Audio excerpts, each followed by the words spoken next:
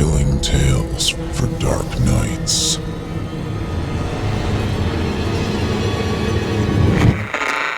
Want to make sure you never miss a Chilling Tales for Dark Nights video again? Be sure to subscribe and hit that bell to turn on notifications. Part 1.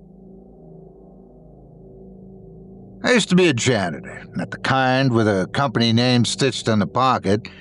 Just a guy with a ring of keys, a mop bucket, and a boss who barely remembered I existed until something flooded, broke, or started stinking up the place. I worked in a lot of buildings back in the day, offices, strip malls, a bowling alley once, but the worst by far was the Canterbury Arms. It wasn't just a dump, it was rotting.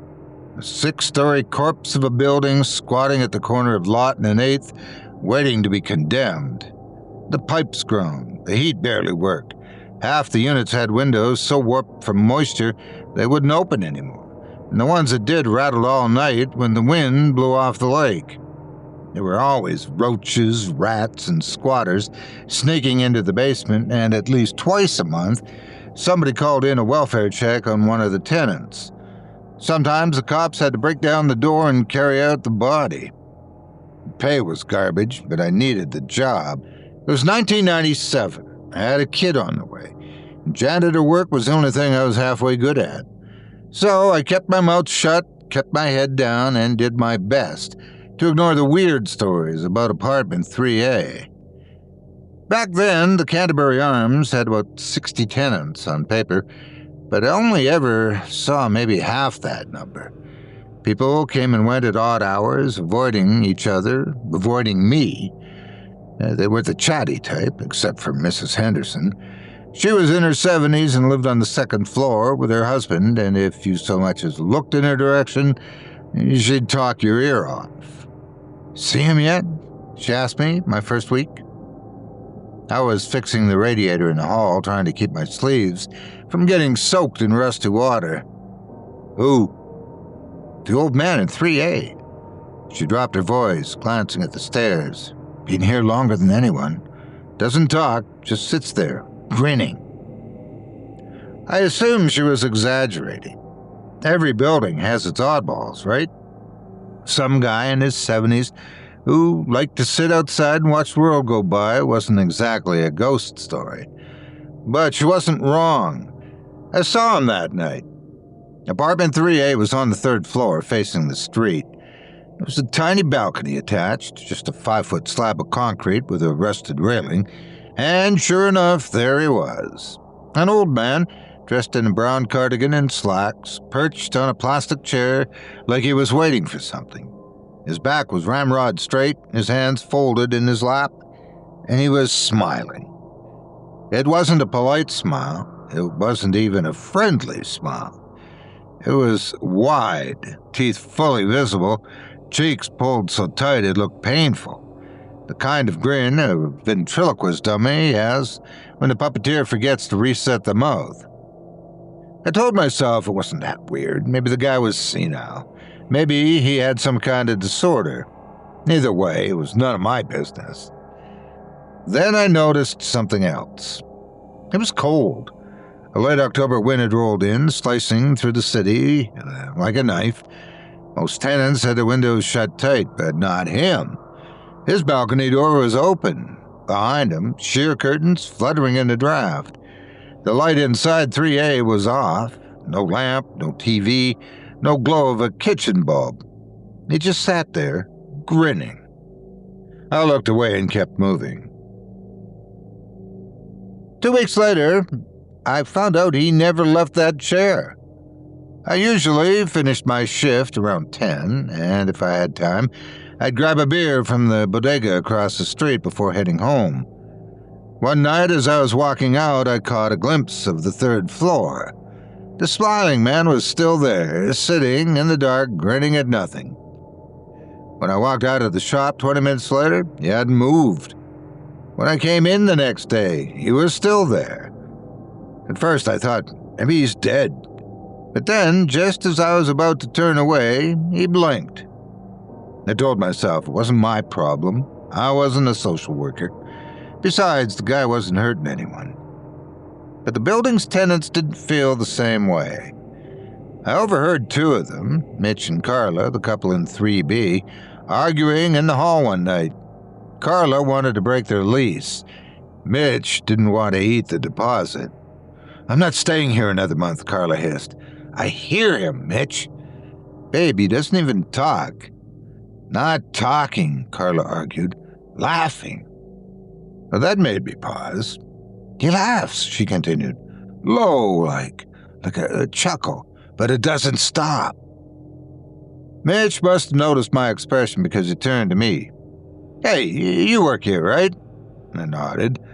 "Look, man, the guy in 3A, he's creeping my girlfriend out. Can you just, I don't know, check on him?" I told him I wasn't his caretaker. If they had a problem, they could talk to the landlord. Carla shook her head. "The landlord won't do anything. The guy's paid up through next year." That surprised me. I'd never seen anyone come in or out of 3A. That night after my shift, I stayed late and watched the balcony. I wanted to see if he moved. I wanted to prove to myself that he was just some eccentric old man, and I'd let the stories get to me. At exactly 8 p.m., he walked onto the balcony and sat down. By 9 p.m., he hadn't twitched a muscle. By 10 p.m., he still hadn't moved. By midnight, I was cold and tired, and I decided I'd wasted enough time. Then I saw him in the lobby and nearly dropped my keys. He was standing there, just inside the building's glass doors. Same brown cardigan, same too-wide grin. I snapped my head up, looking at the third floor. He was still on the balcony. My stomach dropped. I looked back at the lobby. It was empty. I left for the night, but I didn't sleep well. Part 2. I wasn't the only one who saw him that night. The next morning, Danny, the delivery guy, came by to drop off a package for one of the tenants. He was young, maybe 20, and always wore a beanie no matter the weather. Usually, he didn't hang around longer than it took to scribble a signature, but that day, he lingered. "Hey, man," he said, shifting on his feet. "I got a weird question." I was plunging a clogged sink in the first-floor hallway. "Shoot." "That old guy, the one who's always smiling?" I looked up. "What about him?" Danny hesitated. "I saw him last night.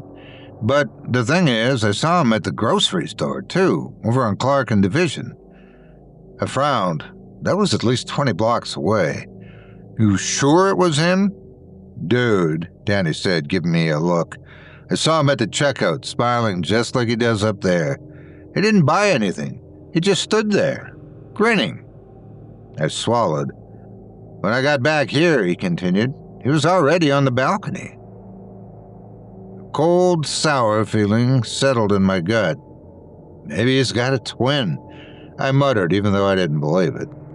Danny gave a nervous laugh. "Yeah, man, maybe." He left in a hurry. By the end of the week, people started leaving. Mitch and Carla packed up in the middle of the night. They didn't bother to tell the landlord. Didn't even break their lease officially. Just shoved their stuff into a beat-up sedan and drove off, and they never looked back. 2 days later, Mr. Henderson, the old man on the second floor, had a stroke.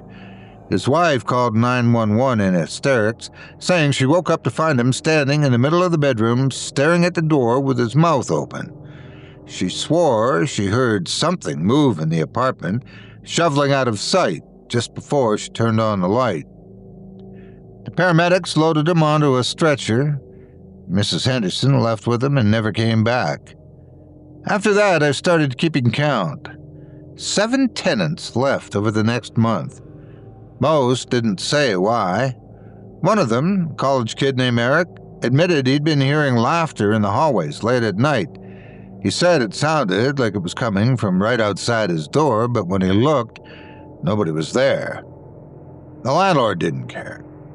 "More vacancies," he grumbled when I mentioned it. "Easier on my taxes." That's when I realized he wasn't interested in fixing the problem, if he even saw it was a problem. I tried to ignore it, told myself it was just paranoia. People see one weird thing and let their minds run wild. Maybe it was stress or a coincidence, though I didn't really believe that. And then the footprints happened. It was in the middle of the night when Mr. Ellis, the tenant in 2F, woke up to find muddy footprints on his bedroom floor. He called me up first thing in the morning, furious. "You had some drunk break into my place?" he barked when I knocked on his door. I blinked. "What?" "The footprints, man." He yanked his door open. "Come, look." I stepped inside and froze. The prints started at the entrance, trailed down the hall, and stopped directly beside the bed. The dirt was still damp, with flecks of it smudged across the hardwood. The strangest part? There was only one set, and no second trail leading back out. Ellis must have seen my expression, because his voice dropped. "I locked the door before I went to bed." I checked. Sure enough, the chain lock was still in place, and there were no signs of forced entry, not so much as an open window. "Maybe you tracked it in earlier?" I suggested. He shook his head. "I took my shoes off at the door, didn't even leave the apartment yesterday." I didn't have an answer for him, but as I walked back down the hall, a thought crept in my head. What if the footprints weren't made by someone breaking in?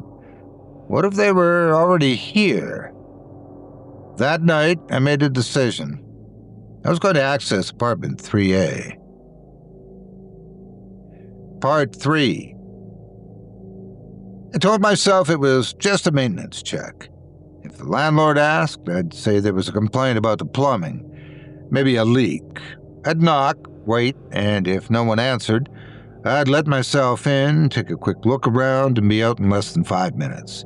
That was the plan. But as I stood outside apartment 3A, key poised over the lock, I felt uncertainty settle deeply in my gut. Whatever's in there, I thought, it's waiting for you. The hallway was empty. Most of the tenants on this floor had already left. The only sound was the distant hum of the building's ancient boiler rattling through the pipes. I knocked. No answer. I knocked again, harder this time. Silence. I slid the key into the lock, expecting resistance. Instead, the knob turned easily.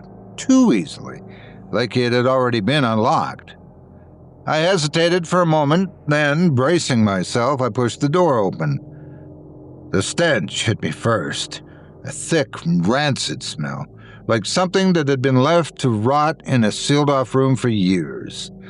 I stepped inside. The apartment was empty. No furniture, no decorations, no dishes in the sink. Not even a mattress on the floor.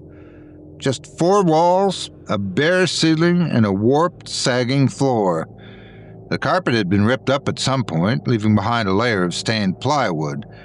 Dark streaks bled outward from the corners like something had seeped into the wood long ago and never fully dried.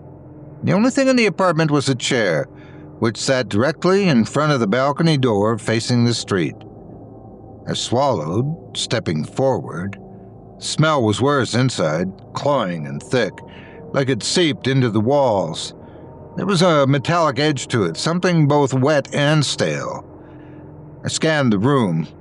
There were no lights, no clocks, and no food. Not a single sign that anyone lived there, or that anyone ever did. I stepped closer to the chair. The wood was old, polished smooth from years of use.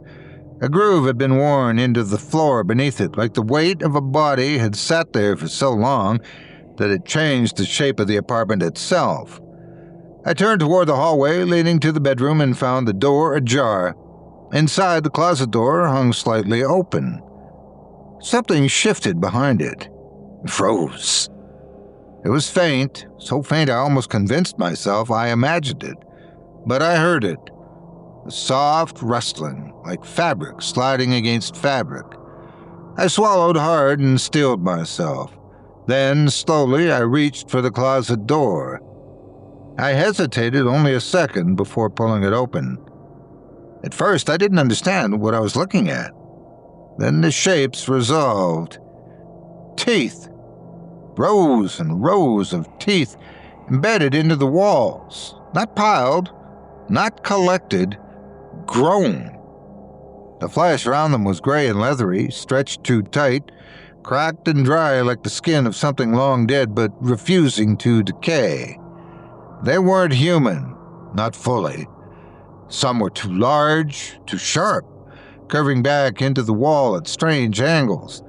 Others were blunt and jagged or shattered into pieces, like they'd been used. My stomach lurched. Then behind me, I heard low, drawn-out laughter, a chuckle that didn't stop. The sound of 1,000 voices pressed together. I turned, and I saw the smiling man, standing in the center of the empty apartment. Part 4. He stood exactly as I'd seen him on the balcony, wearing a brown cardigan and pressed slacks, his hands folded neatly in front of him. And he smiled that same unsettling grin. Except this time, his eyes were locked onto me. I couldn't move. The laughter hadn't stopped. It wasn't coming from him, not directly from his mouth anyway. It was everywhere. It was in the walls, the ceiling, and the floor beneath my feet. It was inside the building itself. Then he twitched. It wasn't a natural movement. He didn't step forward. Like a marionette on unseen strings, he jerked like something had tugged him. All the while, his feet never lifted off the ground. The laughter grew louder. Instinctively, I stepped back, bumping into the closet door. His head tilted, the skin of his face pulling too tight over his cheekbones, and then, for the first time, he spoke. I cannot describe the sound. It wasn't just one voice. It wasn't even 10. It was like hundreds, maybe thousands, all layered on top of each other, speaking in a chorus that didn't match, with syllables out of sync and too many words trying to be spoken at once. "You see what I let you see," the voices said. I bolted. I didn't go for the door. I went for the balcony. It wasn't smart or planned, just instinct. I didn't think, I just ran. The glass should have shattered when I hit it, but it didn't. Instead, it rippled, like the surface of a pond. And just like that, I was falling. I hit the pavement outside hard, not from 3 stories up, but from ground level. Inexplicably, I landed on my feet, stumbling into the street, and found myself staring up at the balcony of apartment 3A. He was still sitting there, grinning, like he'd never moved at all. I turned and ran. I didn't go home that night. I didn't sleep. I just drove. I had no idea where I was going, and I didn't care. I kept driving until my brain stopped buzzing and I could breathe again. By morning, I decided to quit. No 2 weeks' notice, no explanation, just gone. When I went back for my final paycheck, the landlord didn't ask why. He didn't even look surprised. He just handed me the envelope and said, "Don't go in there again." I didn't. I didn't even look at the building when I left. But as I turned the corner, I felt something, a prickling, like I was being watched. I turned back, and there he was, perched on the balcony, grinning down at me. And for the first time, he waved. Part 5. I tried not to think about the Canterbury Arms after I left, but I couldn't help it. Every time I closed my eyes, I saw his grin. Every time I drifted off, I jolted awake with the sound of that awful, layered laughing echoing in my skull. I spent 2 weeks jumping at shadows, refusing phone calls, and barely leaving my apartment except to buy groceries. My girlfriend at the time, Marcy, asked what was wrong and why I was so jumpy. I couldn't give her a straight answer. How do you explain to someone that you might have seen a person-shaped thing that existed in two places at once, or that you fell through a balcony door like it was made of water? I tried to shrug it off. I tried to pretend it was just a bad dream, but I couldn't. One morning, while nursing my third cup of coffee, I caught myself staring at the phone. Part of me wanted to call the cops or some government agency and babble out everything I'd witnessed. Another part of me knew that would be useless. I could already picture the conversation. "Yes, officer, I saw a ghost, or a monster, or something, sitting on a balcony and also in the lobby at the same time. And it spoke with the voices of hundreds of people. And the walls were full of teeth. Sure, of course. I'm sober." They'd lock me up on a 72-hour hold or worse, and that'd be the end of it. A few days later, I found something in an old storage box that changed everything. A small spiral notebook I'd used when I first got hired at the Canterbury Arms. Back then, I took notes on daily tasks, leaky faucets, stuck windows, floor repairs. It was mostly mundane scribbles, but near the back, I recorded the names of all the tenants, their apartment numbers, and any little details that might help me remember who was who. Scrawled in the corner was a note about 3A. Old man doesn't talk. Landlord calls him Mr. G, paid for a year, all cash. I stared at that last part. Mr. G. I didn't recall ever hearing that name from the landlord. The more I thought about it, the more I realized I might have overheard it instead, maybe from a conversation in passing or a piece of mail. Either way, that was the first and only time I'd ever written down anything resembling a name for that occupant. Suddenly, I had a glimmer of direction. If I could figure out who Mr. G was, maybe I'd find a clue as to what was actually going on in that apartment. I started digging. I drove to the public library downtown, where they kept old property records and newspaper clippings. I told myself I wouldn't do this, that I didn't need to do this. But the truth was, if I didn't find answers, I'd never sleep right again. With the help from a bored librarian, I located the microfiche for the local paper from the late 70s, 80s, and 90s. I spent hours scrolling through old articles, scanning for references to the Canterbury Arms, to weird incidents, to anything that might mention a Mr. G. I found a few small blurbs about the building's frequent code violations, roaches, rats, and broken windows. One piece from 1981 talked about the near collapse of the front steps. Another from 1989 mentioned a city council debate on whether to condemn the place entirely. But nothing about Mr. G, or any other occupant for that matter. Finally, I got tired of squinting at the microfiche. I asked the librarian if they had any old property ledgers or lease agreements for the Canterbury Arms. She produced a dusty binder from the county archives, the stiff spine cracking when we opened it. That was where I found something intriguing. A roster of owners for the building going all the way back to 1932, when it was first converted from a smaller Victorian structure into an apartment block. The Canterbury Arms had changed hands at least 6 times. Among the records were names, dates, and sale prices. I jotted down anything that looked relevant, including half a dozen references to unusual tenant turnover. Then I spotted a note in the margin of a 1950s ledger. 3A occupant, G. The name was smudged as though erased. The partial letter G was followed by scribbled lines. I stared at it for a long time, trying to make sense of it. Could the occupant have been there that far back? A chill crawled up my spine. According to that note, someone with a name starting with G was in 3A in 1955. That would mean he'd been living there decades longer than I thought. By the time I left the library, my head was spinning. If the occupant of 3A had truly been there since the 1950s, maybe longer, then how old would that make him? At least in his 90s, by my estimates, possibly even older. But the man I saw on the balcony, while aged, didn't seem that ancient. Of course, who was I kidding? There was nothing normal about him. Not his smile, not the way he appeared in two places at once, and certainly not the impossible closet of teeth. I nearly had a panic attack just thinking about it. I drove around aimlessly, trying to process everything. Finally, I parked in a grocery store lot near my apartment and just sat there, staring at the swirl of cars and pedestrians. None of them seemed disturbed by anything. They went on with their day, shopping, laughing, living.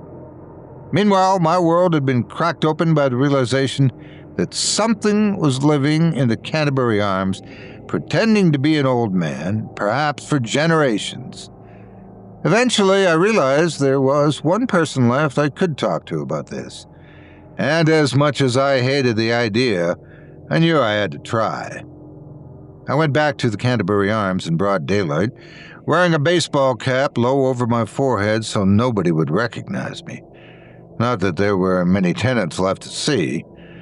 By then, the building looked even more rundown, like it had aged a decade in a few weeks since I'd been gone. Inside, the hallway lights buzzed, flickering in and out. I passed by peeling wallpaper and a carpet that reeked of mildew. I half expected to see the grin peeking around the corner, but the only living thing I saw was a stray cat scrounging for mice near the stairwell. The landlord's office door was shut, and I knocked. There was no answer. I tried the knob. As expected, it was locked. "Hey, old man, open up," I called out, using more bravado than I felt. "I know you're in there." Nothing. Frustrated, I was about to leave when I heard shuffling footsteps behind me. I whirled around to see the landlord himself standing at the end of the hall. He was dressed in the same rumpled slacks and collared shirt as usual, looking more tired than ever. "You shouldn't be in here," he said flatly. "I need answers," I told him. "About 3A. About Mr. G." He looked at me without blinking. "You quit." "I know, but just tell me what you know, please." For a moment, I expected him to brush me off. Then his gaze flicked to the side as if checking the dark corners for eavesdroppers. Without a word, he walked past me, unlocked his office, and led me inside. He didn't offer me a seat. He barely seemed to notice me once we were in. He shuffled behind the battered desk, rummaged through piles of papers, and finally extracted a manila folder with no label. "Here," he said, shoving it toward me. "Take a look." Inside were copies of old documents, leases mostly, and not just from the last few years, but decades worth. I nearly choked when I saw the familiar scrawl. 3A occupant paid in cash, repeated again and again, next to dates that spanned from the early 60s all the way to the late 1990s. "But that's impossible," I said. "The same occupant? This can't. You knew about this?" He sank into his chair, exhaling slowly. "Knew about it before I ever became landlord. My father owned the place. His father owned it before him." I shook my head.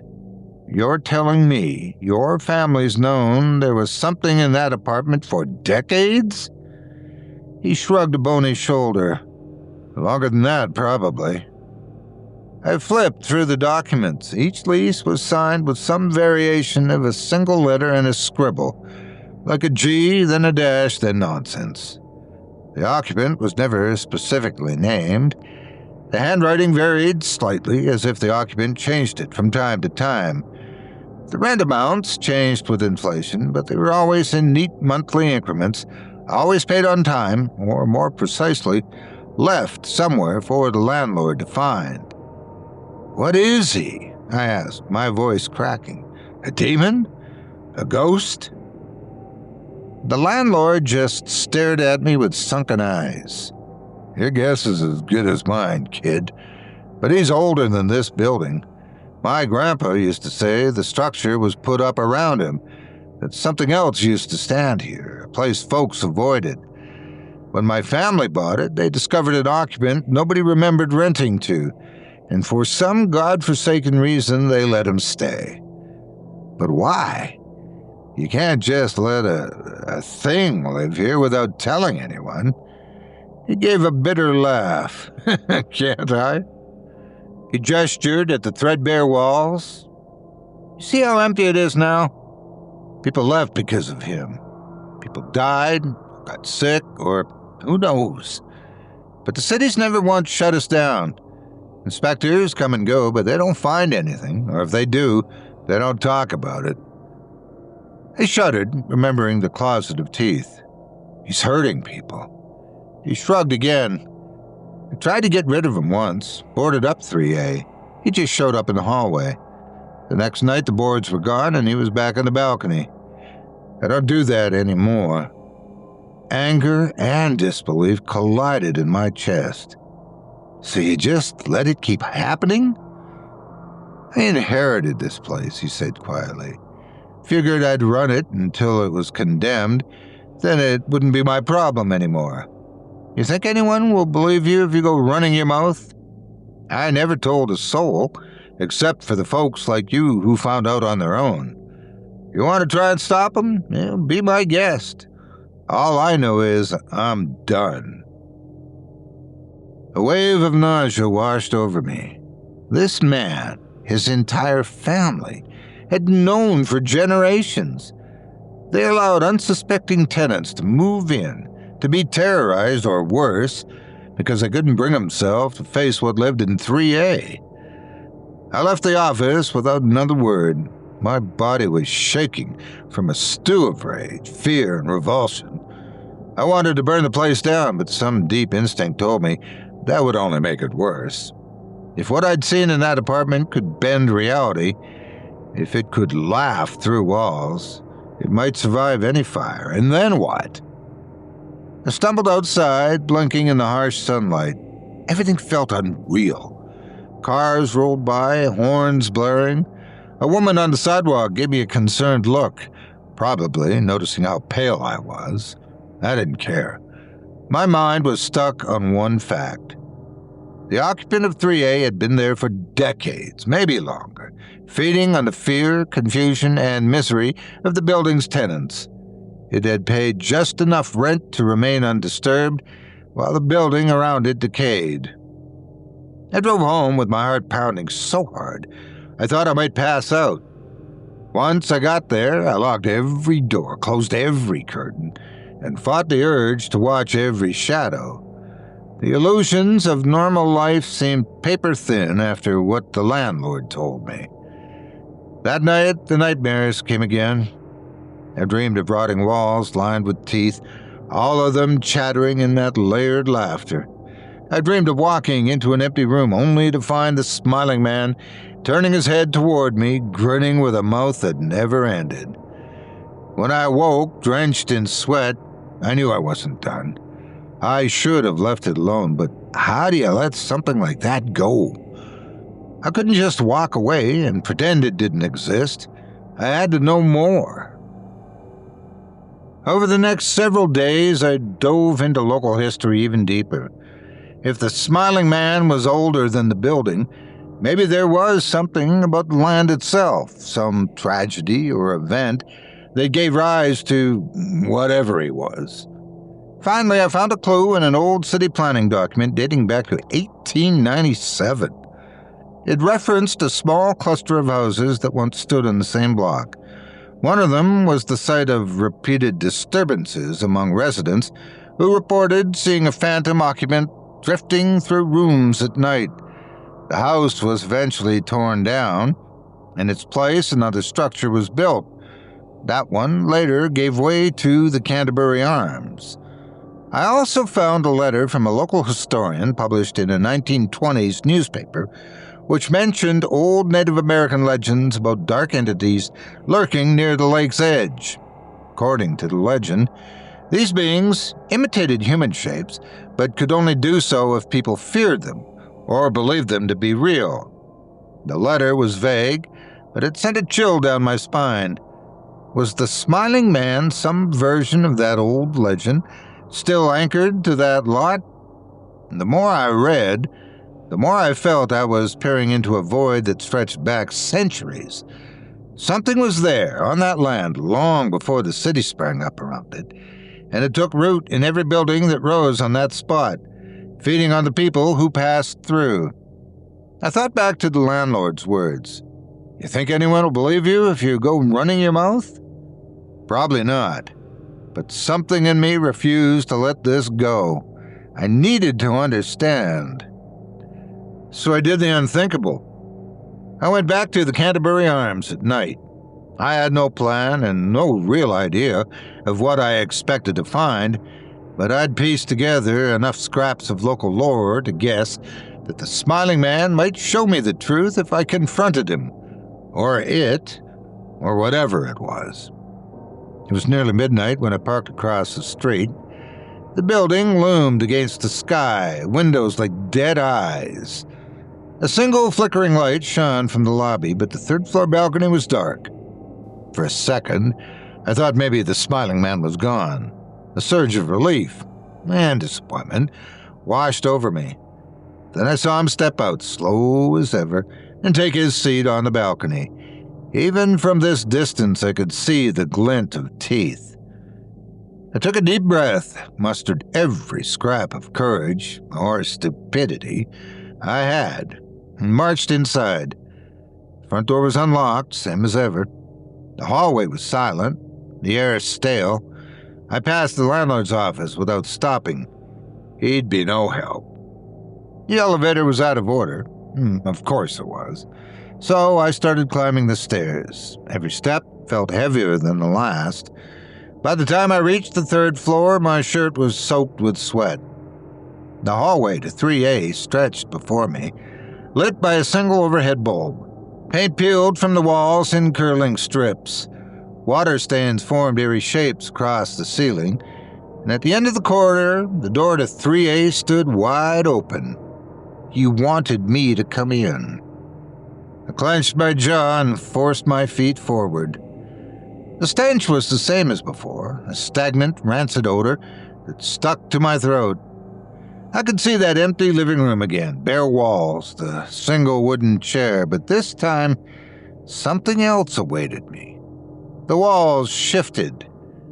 My eyes struggled to focus, like the paint itself was in motion. For a few seconds, I saw shapes. Faces pressing from the inside, their mouths frozen in silent screams. I shook my head, blinking. When I looked again, they were gone, replaced by old plaster and chipped paint. The laughter started, that suffocating wave of sound without a single source. It rolled across my mind, inescapable. I pressed my hands to my ears, but it did no good. My vision blurred as I fought the urge to run. Then he stepped forward.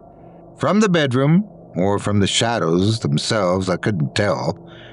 He didn't so much walk as glide, ankles bending in impossible angles, hands folded politely over his stomach. His mouth stretched across his face like a slash carved into clay.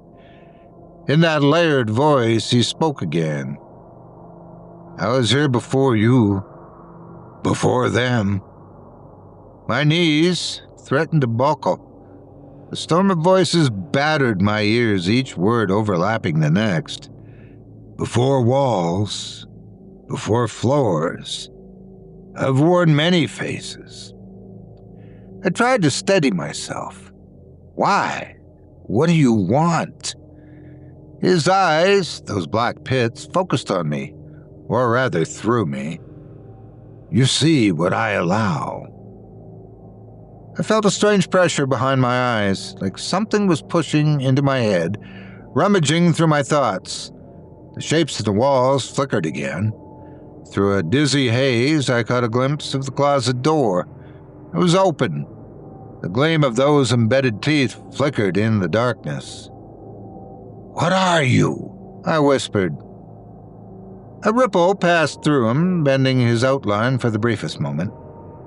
For an instant, his face was young, then old, then female, then male, then something else entirely. The voice battered me again. I am what is left when the living move on. I am memory, fear, shape, I was once a hush in the trees, and the hush became a house, then an apartment. Now you look for me here in these walls. My head spun. Was I hallucinating? Dreaming? People saw you in different places, I said, at the same time. Time. The voices stretched the word, turning it into a low hiss. I do not bend to your hours. You bend to mine. A wave of dizziness nearly took me off my feet. I heard an echo in my mind, what the landlord said, about not being able to get rid of him. This thing had been haunting that patch of land for generations. You're feeding on them, I said, my voice trembling. On us. The grin widened, showing those impossibly white teeth. You come. You give me shape. I remain. Suddenly I understood.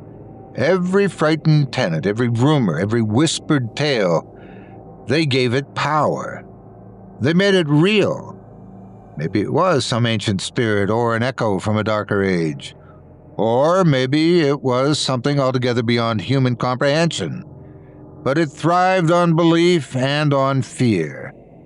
I felt a scream building in my throat, but I refused to give it a voice. I wouldn't let it have my fear, even if I was shaking from head to toe. I locked my jaw, forcing myself to stand taller.